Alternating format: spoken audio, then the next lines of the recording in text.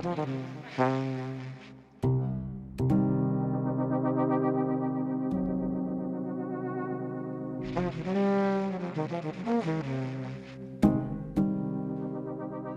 bidea programa ditzen da eta Oltzara Salto programaren barne dago.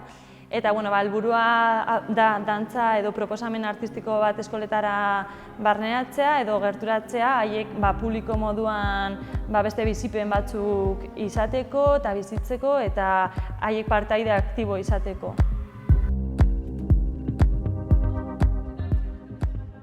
Disiplina artistikoa eskoletan sartzea badakigu ez dela oso ohikoa eta ez dagoela oso integratu da. Orduan horrelako ekintzekin haientzako da zabaltzea beste aukera batzuk edo beste sentsibilitate batzuk, nola erabili gorputza, zer den dantza, zer den dantza garaikidea. Orduan bere haien bizitzan ikustea beste aukera batzuk daudela eta badagola beste munduan norbait dantzaz bizitzen dena eta errealitate hori existitzen dela.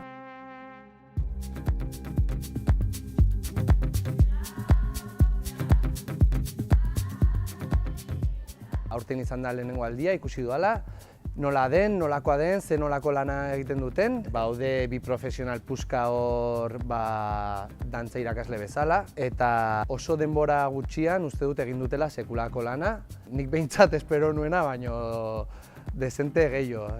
Asko ikasi barra dut nik ere honetaz.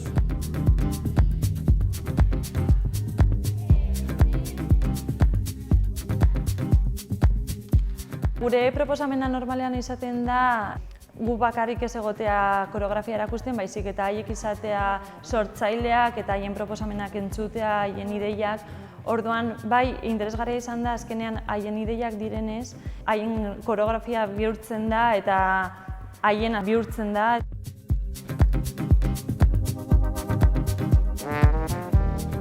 Klasean ikusten ez diren halako izpi batzuk ikusten ziren hortikan eta hori ere iruditu zait oso polita, ez? Nabari zela, helburu amankomuna zutela eta dene jarri dutela bere alde.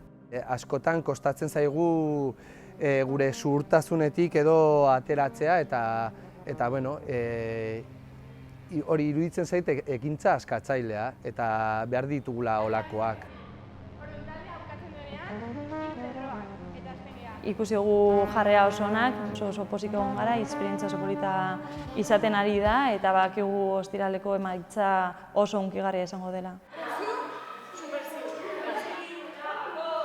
Neukan beldurra asko zeren nik ez dut dantzatzen asko, baina egin dut eta ongi sentitzen naiz. Oso divertigarria nire lagunei eta nire gustatu zaigu asko eta dantza oso polita da.